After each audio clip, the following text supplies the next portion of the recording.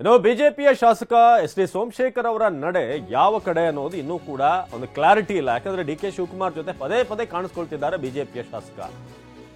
ವೇದಿಕೆಯಲ್ಲಿ ಅಕ್ಕಪಕ್ಕದಲ್ಲೇ ಕುಳಿತಂತ D K Shivakumar ಮತ್ತು S D Somashekar ನಮ್ಮ ಸರಸ್ ಮೇಳ ಅಕ್ಕ ಕೆಫೆ ಲೋಗೋ ಅನಾವರಣ ಸಂದರ್ಭದಲ್ಲಿ ವಿಧಾನಸೌಧ ಕಾರ್ಯಕ್ರಮದಲ್ಲಿ ಡಿಕೆ ಹಾಗೇನೆ ಎಸ್ ಇಬ್ರು ಕೂಡ ಭಾಗಿಯಾದರು. ಡಿಕೆ ಜೊತೆ ಆಗಮಿಸಿದ್ರು ಎಸ್ ಟಿ ಸೋಮಶೇಖರ್. ಲೋಗೋವನ್ನ ರಿಲೀಸ್ ಮಾಡಿ ವೇದಿಕೆಯನ್ನ ನಂತರ ಎಸ್ ಟಿ ಸೋಮಶೇಖರ್ ಇಳಿದ್ರು.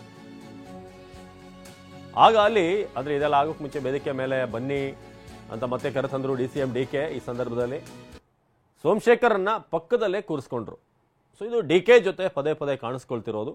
ಬಿಜೆಪಿಯ ಶಾಸಕ ಏನು ಸೋಮಶೇಖರ್ ಅವರ ಮುಂದಿನ ನಡೆ ಏನು ಅನ್ನೋದಿನ್ನೂ ಕೂಡ ಪ್ರಶ್ನೆ ಆಗಿದೆ. ನಿಮಗೆ ನೋಡ್ತಿರೋ ಹಾಗೆ ಅವರಿಬ್ಬರ ಒಡನಾಟ ಹಿಂದೆ ಕೂಡ ಜೊತೆಯಾಗಿದ್ದಂಥವ್ರು, ಕಾರಣಾಂತರಗಳಿಂದ ನಂತರ ಅವರು ಬಿಜೆಪಿಗೆ ಹೋಗಬೇಕಾಯಿತು. ಸೊ ಇದೀಗ ಮತ್ತೆ ಘರ್ವಾಪ್ಸಿ ಆಗುವಂಥ ಸಮಯ ಬರ್ತಿದೆಯಾ ಅನ್ನೋದೀಗ ಈ ದೃಶ್ಯಗಳನ್ನೆಲ್ಲ ನೋಡಿದಾಗ ಅದಕ್ಕೆ ಇನ್ನಷ್ಟು ಪುಷ್ಟಿ ಸಿಗ್ತಾ ಇದೆ. ಜೊತೆಗೆ ಇತ್ತೀಚೆಗೆ ಹಲವಾರು ಬೆಳವಣಿಗೆ, ಅದು ಡಿ ಕೆ ಸುರೇಶ್ ಅವರ ಕಾರ್ಯವೈಖರಿ ಬಗ್ಗೆ ಜನಸ್ಪಂದನ ಕಾರ್ಯಕ್ರಮದಲ್ಲಿ ಮಾತನಾಡಿದಿರ್ಬೋದು, ಡಿ ಕೆ ಶಿವಕುಮಾರ್ ಅವ್ರ ಬಗ್ಗೆ, ಹಾಗೆಯೇ ಬಜೆಟ್ ಬಗ್ಗೆ ಅವರು ಹೊಗಳಿದಂಥ ರೀತಿ ಇರ್ಬೋದು. ಇದೆಲ್ಲವೂ ಕೂಡ ಈಗ ಒಂದು ಸಾಫ್ಟ್ ಕಾರ್ನರ್ ಕಾಂಗ್ರೆಸ್ನ ಕಡೆಗೆ ಸ್ಪಷ್ಟವಾಗಿ ಕಾಣ್ತಾ ಇದೆ. ಜೊತೆಗೆ ಪುಟ್ಟಣ್ಣ ಅವ್ರನ್ನ ಅಲ್ಲಿ ಸಪೋರ್ಟ್ ಮಾಡುವಂಥ ರೀತಿ ಪ್ರಚಾರ ಮಾಡಿದ್ದು ಕೂಡ ನಾವು ಗಮನಿಸಿದ್ವಿ.